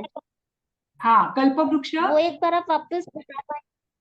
कल्प वृक्ष के बारे में ना? हाँ जी। आया जी, देखिए मैम, कल्प वृक्ष, मुझे एक पूछना था, अगर ये अजीव वस्तु सजीव को कैसे उत्पन्न कर सकती है? विकल्प मतलब? वृक्ष से सब पेय सब मिलते हैं, तो पेय तो सजीव में नहीं नहीं आता नहीं है। नहीं, हाँ तो ये आप, हाँ बराबर, अच्छा हुआ आपने पूछ लिया। हाँ। देखिए, तीनों भोग भूमि में कोई भी सचित आहार नहीं होता, ये बात हमेशा ध्यान रखना। सचित आहार क्या किसे कहते हैं? जिसमें जीव होते हैं। तीनों जो भोग भूमियां है उसमें बेंद्रिय, तेंद्रिय, चौरेंद्रिय ये जीव ही नहीं होते हैं।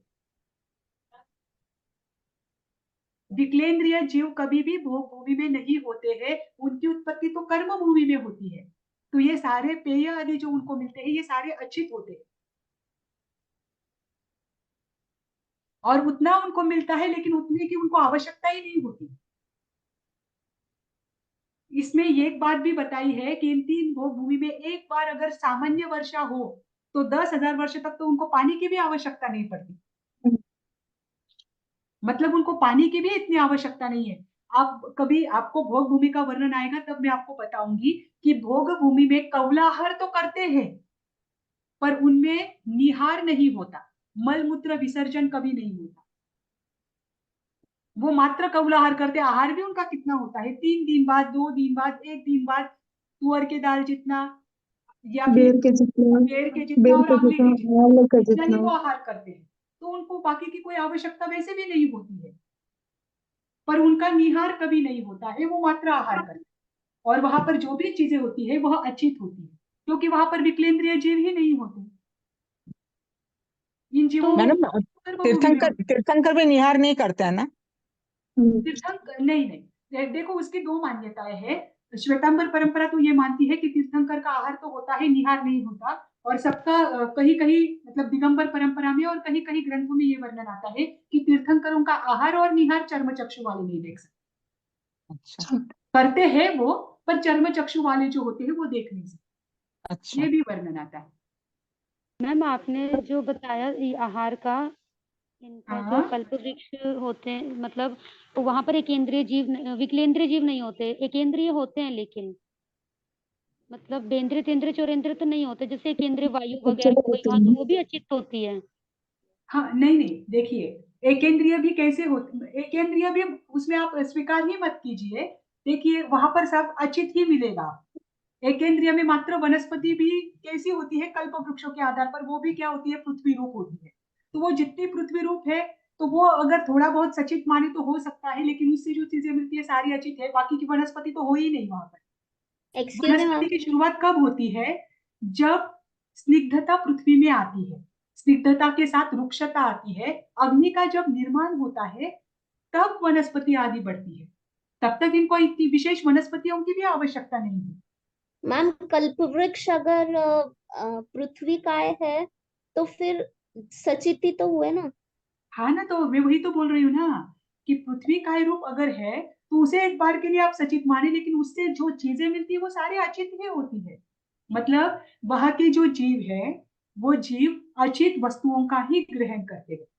तो एकेंद्रिय मैंने इसीलिए नहीं कहा क्योंकि एकेंद्रिय रूप जो पृथ्वी है, पानी है, ये तो वहां पर होता है, परंतु वहां पर वनस्पति नहीं होती है। कौन सी वनस्पति? जो उनको ग्रहण करनी है। ये जो 24 प्रकार के धान्य है, 24 प्रकार के बीज है, ये तो कर्म भूमि शुरू होने के बाद होते हैं।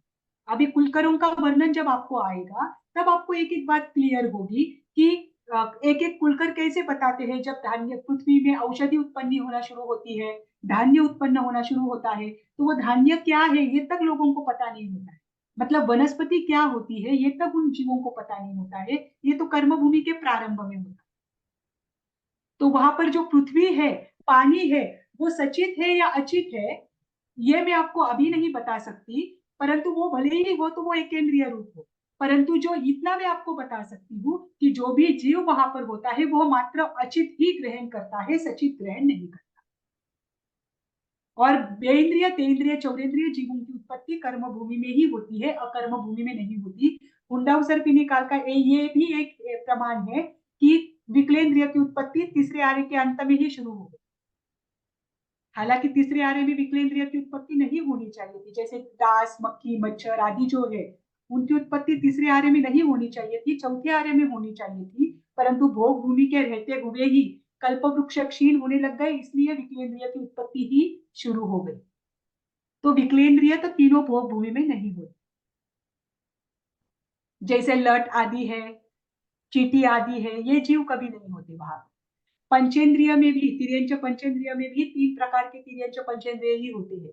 2 जो है, जो शायद ऊपर है और जलचर है, वो 2 भी नहीं होते। तिर्यंच में जो हिंसक पशु है, व्याघ्र आदि, वो भी वेजिटेरियन होते हैं, वो भी नॉन वेज नहीं खाते, मतलब वो भी जीवों को नहीं खाते हैं। जैसे मनुष्य अल्पाहारी होते हैं, वैसे वो भी अल्पाहारी होते हैं और वो भी कल्प वृक्षों से ही अपनी इच्छाएं पूरी करते हैं। वो अलग से मनुष्यों को नहीं खाते, इसलिए तो वहां पर धर्म की कोई आवश्यकता ही नहीं है, क्योंकि कर्म ही नहीं हो रहे। कर्म जहां होता है वहीं पर धर्म की आवश्यकता होती है। इसलिए जब कर्म शुरू होता है तभी धर्म शुरू होता है, तब तक धर्म की कोई आवश्यकता नहीं होती। पर कालचक्र में जैसे डीप डीप वर्णन आगे आएगा, आपको और एक कंसेप्ट क्लियर होती जाएगी। हाँ, इतना मैं ढूंढूंगी ग्रंथों में कि वो जो पृथ्वी होती है, कल्प वृक्ष रूप पृथ्वी होती है, या फिर वहां पर जो वर्षा होती है वो सचित होती है या अचित। अगर वो अचित हो तो वहां पर एकेंद्रिय की भी आप मत मानना, पर वो बस सूक्ष्म जीव के कारण जो रहता है उतना हो सकता है। जैसे हम कहते हैं कि संपूर्ण लोक में सूक्ष्म जीव ठसाठस भरे हुए हैं, तो संपूर्ण लोक में ठसाठस भरे हुए हैं, तो वहां पर भी होंगे सूक्ष्म जीव, बस उतना ही हो सकता है, अन्य तो कोई विकलेंद्रिय जीव वहां पर नहीं।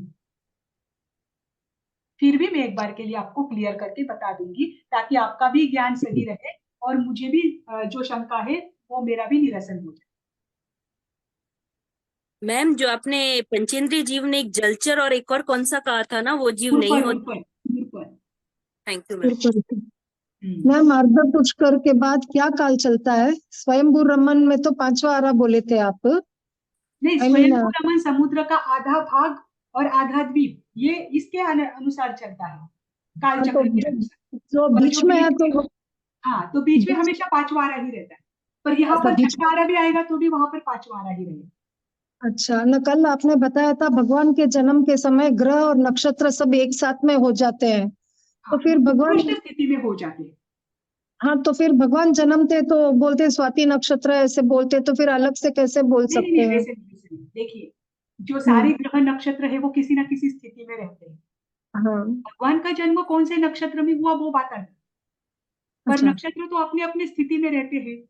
तो जहां नक्षत्र जिस जिस स्थिति में है वो उनके उत्कृष्ट स्थिति में होता है। अच्छा।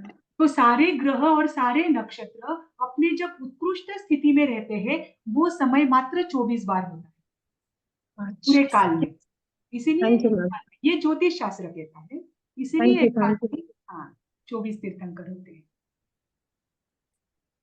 और कोई? मैम, जो काल चक्र है, काल द्रव्य के अंतर्गत आते हैं क्या? 6 द्रव्य जो है ना?